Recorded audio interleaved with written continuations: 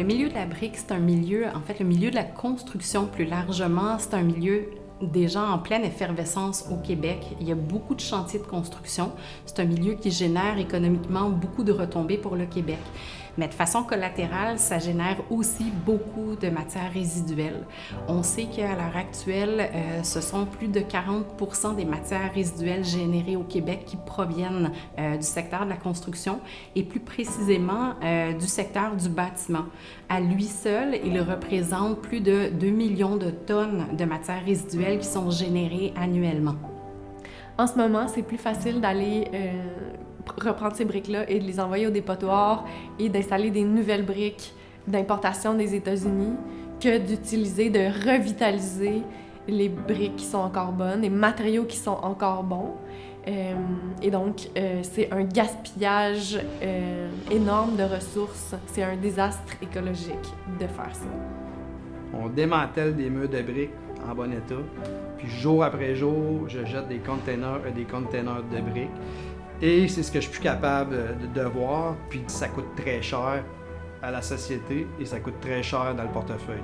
On aurait des sous illimités, on récupérerait probablement toutes les briques qui sont encore bonnes. Mais à cause du coût élevé de la main-d'œuvre, on le fait pas, c'est plus simple, tout jeter et recommencer. Il existe certainement des solutions plus nobles que de simplement envoyer des briques vers le dépotoir. Il faut préconiser l'économie circulaire, c'est important. Grâce à ce nouveau modèle économique-là, ce qu'on fait, c'est qu'on privilégie la durée de vie des ressources déjà extraites.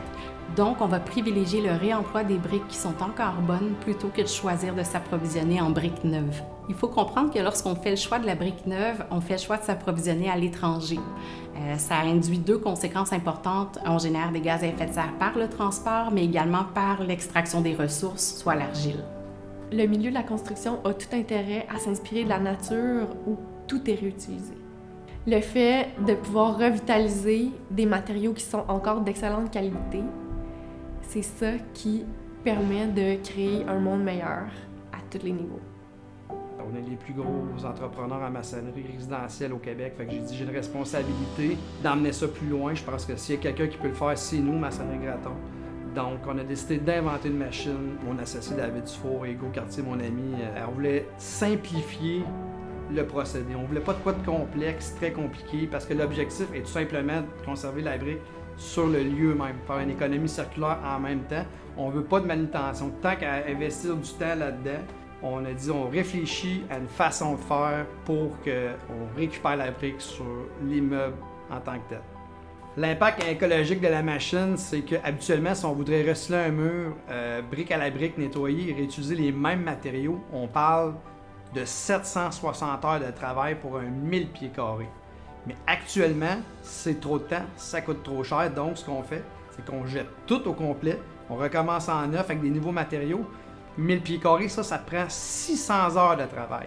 Mais en implantant la machine sur un chantier, on descend à 440 heures pour le même travail, puis on récupère à 100% les mêmes éléments de matériaux sur le chantier. En gros, cette machine-là a que des avantages économiques et écologiques, tout simplement. L'économie circulaire, c'est pour tout le monde. C'est pas juste pour les grandes entreprises. Chaque citoyen peut jouer son rôle. Il suffit de faire affaire avec des entrepreneurs qui ont choisi le réemploi des briques. Dans un contexte de développement durable, où est-ce qu'on est actuellement dans la société, c'est de pouvoir faire les meilleures choses, d'optimiser nos façons de faire et de pouvoir prendre chacune des industries qui polluent beaucoup, qui a un gaspillage de ressources, et de pouvoir les changer pour avoir des solutions optimisées. C'est ce qui va contribuer à faire une société meilleure, un monde meilleur. C'est exactement à quoi répond l'innovation développée par Maçonnerie Graton. En terminant, ce que je voulais faire dans mon secteur d'activité, c'était de changer les choses pour l'avenir, mettre un monde meilleur.